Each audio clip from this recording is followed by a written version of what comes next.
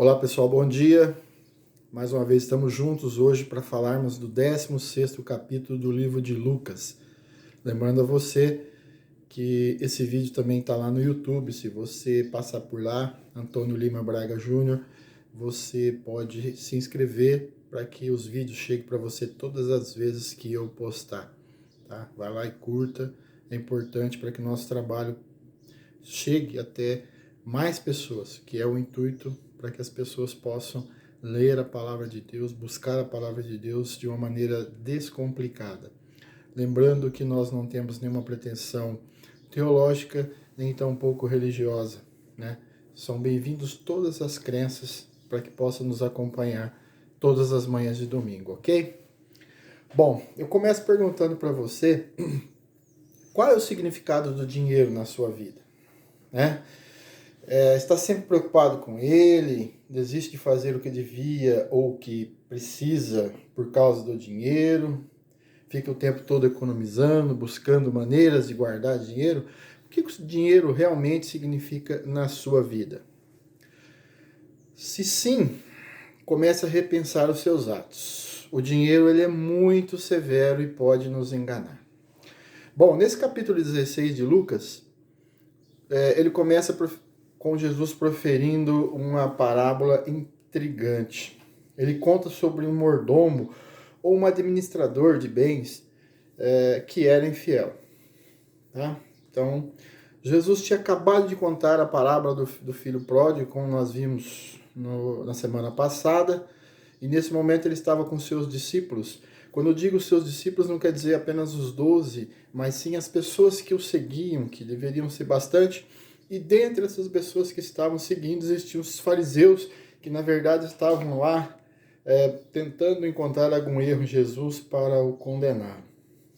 Então, aí Jesus fez esse relato dessa parábola. Vamos lá. Esse homem, esse mordomo, ou esse administrador de bens, ele não estava sendo correto nos seus atos, né? Que o seu patrão era um homem muito rico. E então esse homem rico chamou o mordomo para que ele prestasse contas da sua administração. O patrão avisou que ele seria afastado, está lá nos versículos 1 e 2 do capítulo 16. Esse mordomo, quando viu que ele ia ficar desempregado, ele pensou rápido. Ele falou, eu preciso fazer alguma coisa para assegurar a minha vida pós esse trabalho. Então, nesse momento, ele teve uma ideia, né? Ele resolveu dar descontos generosos para os seus credores. Cada pessoa que devia para o seu patrão ia lá, dava um desconto de 20%, enfim, igualzinho as credoras fazem, né? Quando a gente fica devendo para elas, começam a ligar e te dar descontos diferenciados. E assim ele fez. No versículo 8, o próprio patrão o elogiou por isso. Porque quando ele chegou lá com o relatório, além dele ter recebido, o patrão ficou contente com ele e o elogiou. Mas ele estava sendo desonesto, porque ele estava criando uma trama, e nessa trama ele estava pretendendo fazer com que os seus credores ficassem lhe devendo favores, para que no futuro ele pudesse ter aonde se agarrar. Mas aí surge uma pergunta, né? Por qual motivo Jesus iria contar uma história em que a desonestidade funciona? Jesus não apoia a desonestidade.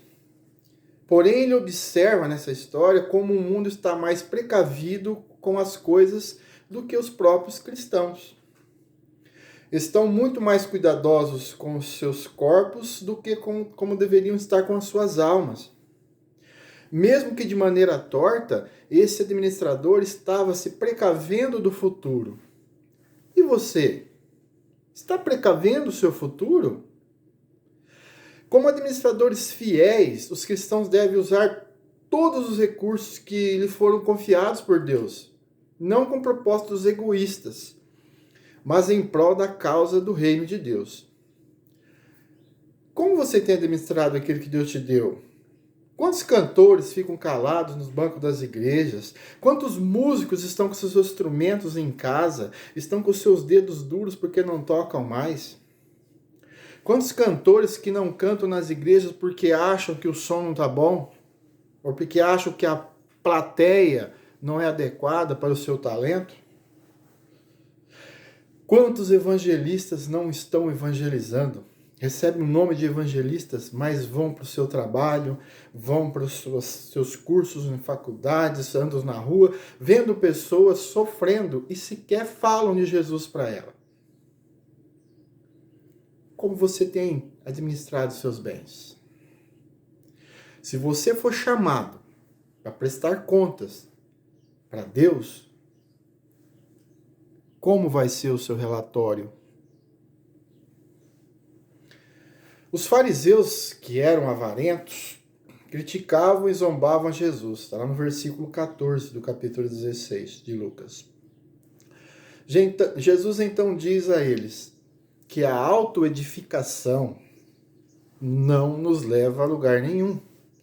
Deus conhece nossos corações. Muitas pessoas que estão em melhores condições financeiras, elas se acham mais abençoadas. Muitas, inclusive dentro da igreja. Ela olha para uma pessoa menos favorecida e fala, deve estar em pecado. Entretanto, não é assim que funciona, meus amigos. Jesus então conta uma outra parábola, a do rico e o mendigo, conhecido também como o rico e o Lázaro.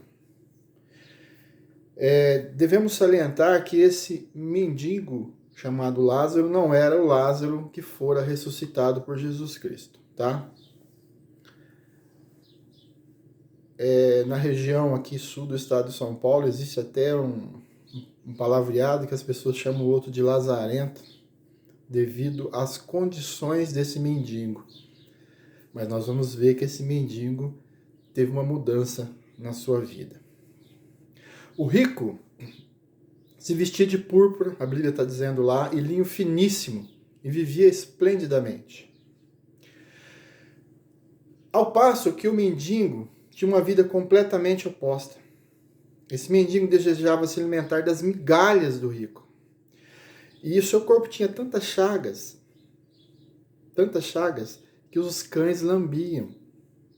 Imagina o sofrimento desse mendigo. E aí, num determinado momento, os dois morrem. E a Bíblia conta que o mendigo foi levado pelos anjos para o seio de Abraão, enquanto o rico fora para o inferno. A Bíblia ainda menciona o sepultamento do rico, mas não menciona o sepultamento do mendigo. Olha que interessante. E essa pessoa, esse rico, fica com a sua alma constantemente sendo atormentada. Então, o rico que conhecia Abraão, se considerava filho de Abraão, um judeu maravilhoso, clama e chama Abraão de pai, né? E aí ele pede para que Abraão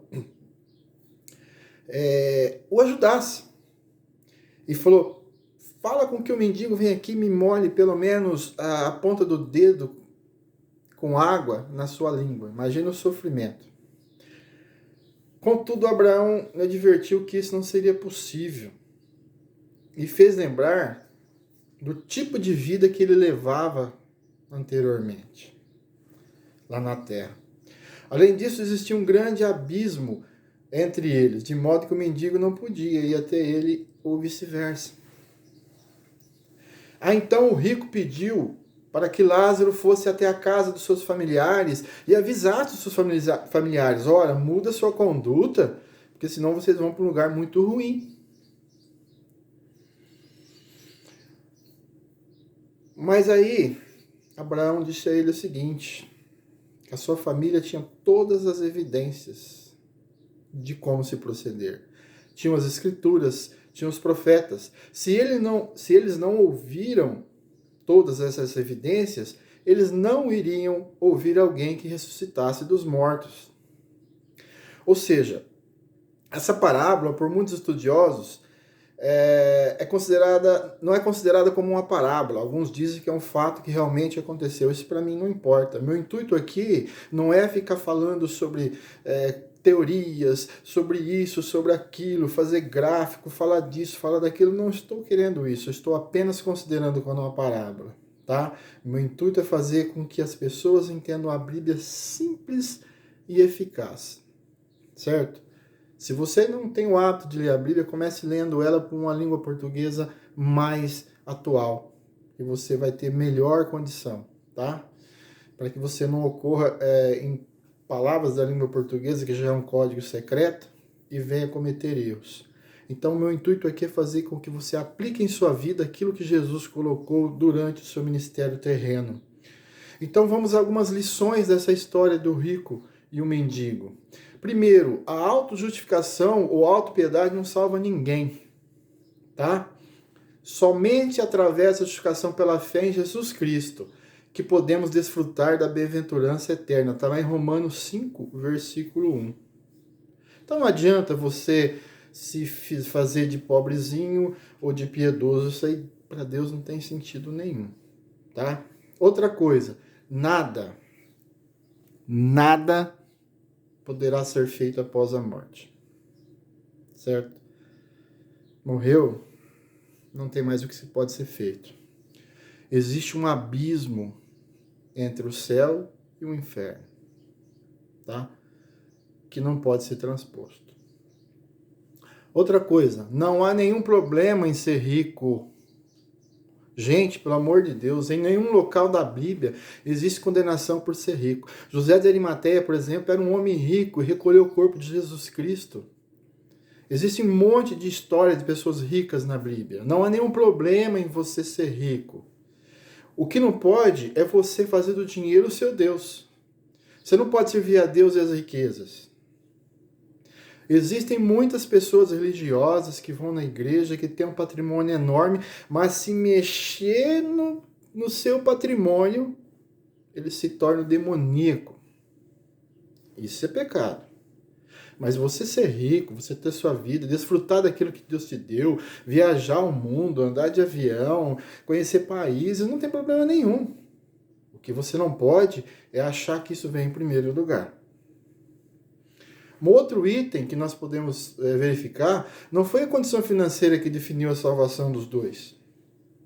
Se o rico fosse piedoso e temente a Deus, e o mendigo vivesse em blasfêmias e pecado, existiria uma inversão de destinos. As posses terrenas não definem salvação. A salvação está alicerçada no amor, no cumprimento daquilo que Jesus nos ensinou, no caráter, no coração puro. O que importa não é o que você tem, mas como que você usa as suas posses. Então, meu amigo, se você tem condições financeiras, comece a olhar para as pessoas que não têm. Não é para você pegar o seu patrimônio e jogar para pessoas, até porque tem pessoas que não têm, que não vão reconhecer você. Elas nem merecem que você o ajude. Mas é que você pegue aquilo que você tem e faça como Deus quer, com amor, com carinho, olhando para o seu semelhante, respeitando o seu semelhante no mesmo nível de olhar. Não é você olhar para baixo, não é você pôr o dedo numa pessoa, é você considerá-la como você é. E é isso que Deus quer, que faz com que você tenha a mesma capacidade, sendo rico ou sendo pobre, de respeitar o seu semelhante. Não olhe para as pessoas com desdém.